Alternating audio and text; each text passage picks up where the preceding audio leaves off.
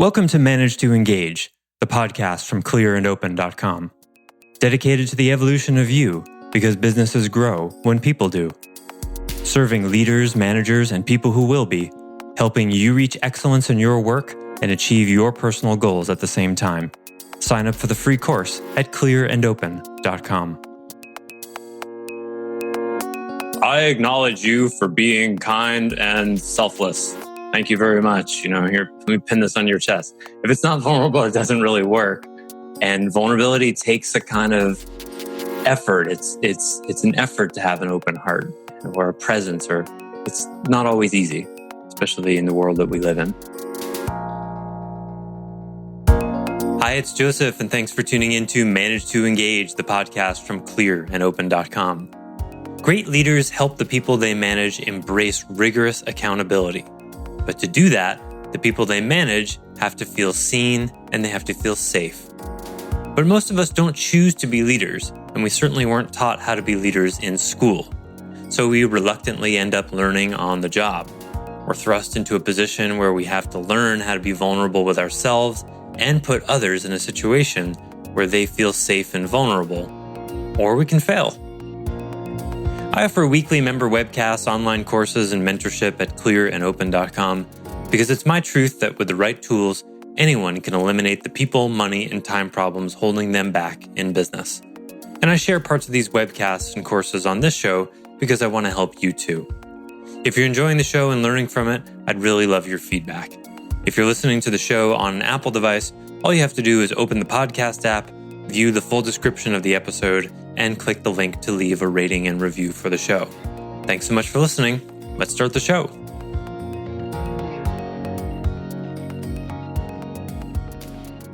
As you were describing your experience with this that you're currently going through with this client, my mind was wandering back to a couple of different clients, and also that I've had interaction with, some difficult interaction, and also one with recently with an employee of mine.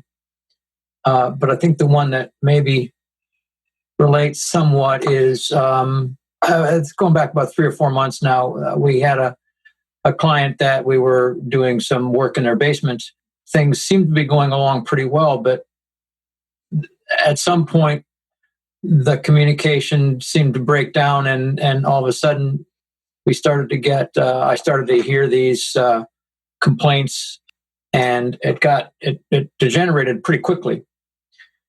There was accusations from her about us, doing shoddy work, trying to get away with stuff not in the contract, that we hadn't performed in the contract, and that we were trying to hide things from the building inspector. A lot of things. It got pretty serious. Challenging your integrity.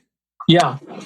Which is one of your biggest gifts. That must have been uncomfortable. It was very uncomfortable, and I could see there was a lot of places in our company where individuals, including myself, made bad choices. I could see that it got to the point where she said, "You're not getting your last payment." Ooh.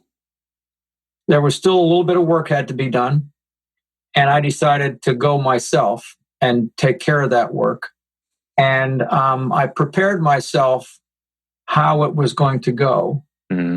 And I decided that I was going to do the work, be respectful, make sure that she agreed that the work was done to her specifications, and just listen. And I came really close at one point to defending myself. I may have started to, but I squelched it because my plan was to not defend myself. Mm-hmm.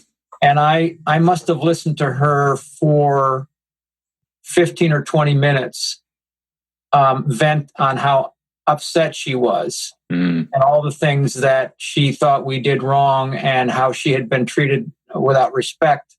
And some fair amount of that was repeating things she had already said. Mostly I listened, but every now and then I said, well, I can see how upset you are, and I think if I were in your position, I would be upset too. Empathy. And I just basically took it. Mm-hmm. And it was not easy. Mm-hmm. But I knew that there was no way, well, I shouldn't say. I believed that there was no way that I could change her mind, even if even if I would have been justified, and that the best thing would be to take my lumps and try to learn from it. Yeah, and it might have been detrimental to even try to change your mind. So you were being practical. Yes. Yes, I was. Mm-hmm. The good news is that my production manager was the one who, on the next company meeting, was actually the one that brought up the idea of asking the guys that had worked on a job, what can we learn from this experience? That's huge. Wonderful. That is huge. Yeah. So I give him a lot of credit for that, even though there was a point at which he expressed a belief that nothing could have been different on one aspect. But anyway, I thought it was great for him to do that. And he was unsatisfied with the response he got from the carpenters. He was hoping that they would, in a sense, join him in the idea of what can we learn from this? Even though we can say that this client was unreasonable to a fault, there are still things that we didn't do right that we should be learning from. And so he was disappointed. And in fact, even weeks later, he said, I know that there was more that we could have learned from this. I just wish we had. Even better that he was dissatisfied with the response from his carpenters. That's even more exciting, because that means he's really hungry to know. Yeah. And congratulations on having the emotional fortitude to bear all of that upset from the client. And it helps now, just remembering it now and remembering his response to all that reminds me again that for the things that have frustrated and angered me that he's done, it shows me that he still, his heart is in the right place, and that he has an asset to the company. Mm-hmm, for sure. Despite these shortcomings that I tend to focus on sometimes. So. For sure. Thanks, Peter. I saw some great messaging on Slack about the impact of reflecting being on people. I know some of you have been having a good time with that. Nobody wants to kvel about themselves, and how I used a Yiddish word there. That's pretty unusual. Does that call you to action? Oh, you let us all kvel about how wonderful you're doing. I'm laughing at that, Joseph. Thank you, Tiffany. See, it worked. Yeah, it worked. I'm going to kvel on. So I just loved. This has been like a real breakthrough for me. That the essence. It's something that I've been looking for a tool to give my managers and help my managers feel more safe to hold people accountable. And I believe this is the golden ticket, because I know how it feels to do it. And I just practiced it just really intentionally this week. And I just saw it just open a couple people's eyes just like lit up. And, there was one young woman who had been doing her first day on the sandwich line, and it was really busy, and she had never done it before. And I was like, oh man, I could easily she could get really reamed here, because she was not doing a great job, but she really cared, and she really showed that she cared. And I went up to her afterwards. I said, that was really hard.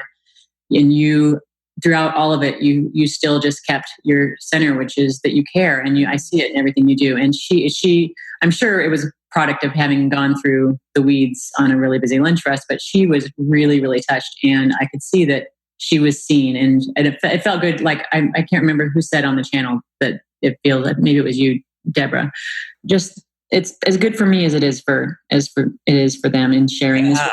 And I just love the simplicity of it. And I think the point that I was about to make about my managers is I am feeling like this is a way to teach. It's a simple tool that I can teach them, and I think that they'll be able to translate that and use it in a way not only to see people, which is the most important, but also to feel safe that they're justified in being a little bit more rigorous in their accountability.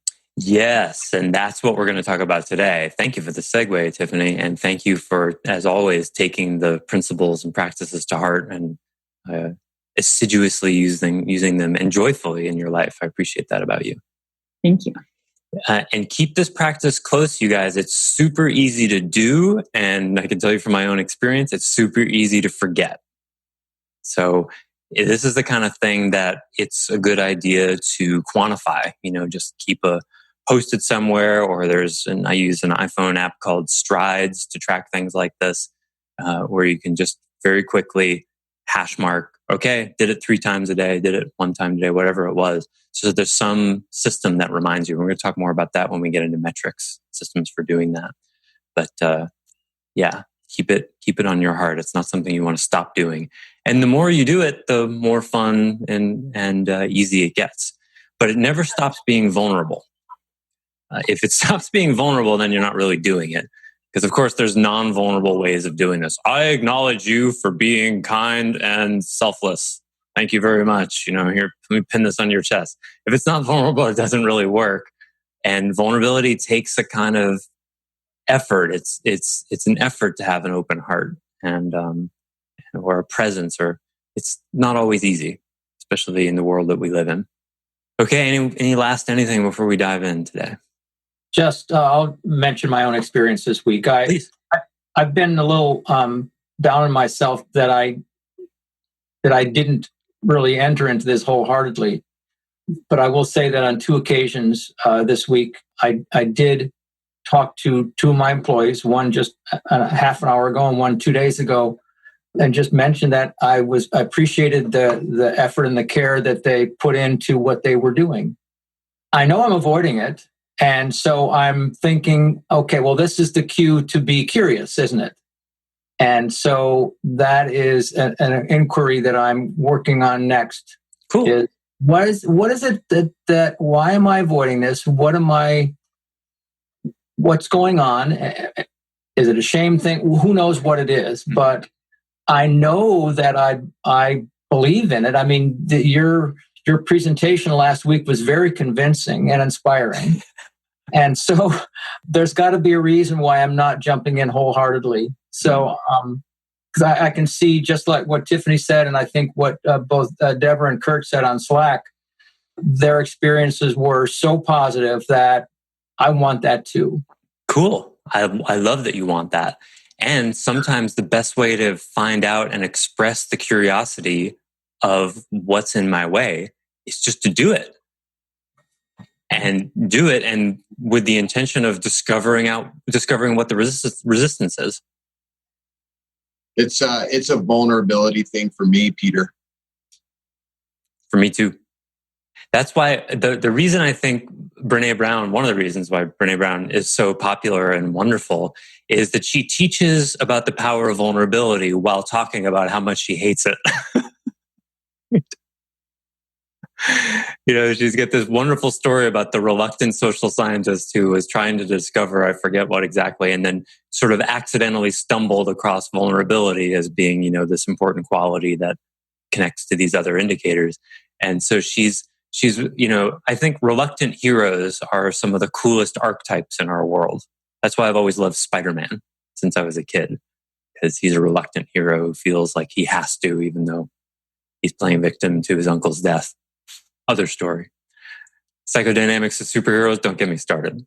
But reluctant superheroes, because to me, leaders are almost always reluctant heroes, right? They didn't seek to, I want to show people how to be in this world and be a paragon of virtue and, lead people. That's not how most leaders happen. They're either people with a lot of ideas who really want to make them happen, or they're people who don't want to work for someone else and go, I might as well do this myself. And then leadership just sort of shows up as like, hi, you have to figure me out. And they're like, oh, crap. I have to be responsible for every movement I make, every syllable I utter, the tones, the way I influence people. I've got to be on 100% of the time and take responsibility for people's authority projections on me and, my innermost psychology. Nobody signs up for that. You just fall into it. So to me, in one way, leadership is almost always reluctant to that degree because you can't know what you're getting into until you're in it. And then it's too late.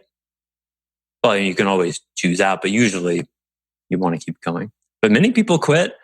You guys all know people who've closed their businesses and gotten a job, right? People do that.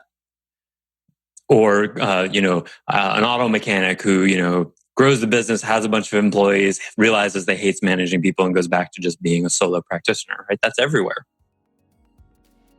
So it's not for everyone. And it'd be great if there was a high school course that taught us, like, here's a little bit about leadership and why you should be wary of it. But then again, if that happened, maybe nobody would start businesses.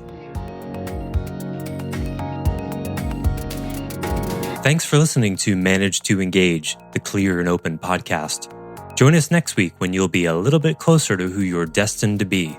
Until then, know that Clear and Open is dedicated to the evolution of you, because businesses grow when people do.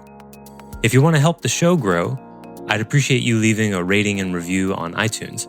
All you have to do is open the Apple Podcasts app, view the full description of the episode, and click the link to leave a rating and review. Or you can go to clearandopen.com/review and it will bring you to the right place. If you're looking for more support on your journey, head over to clearandopen.com for even more tools, articles, and free resources. Thanks so much for listening. Bye for now.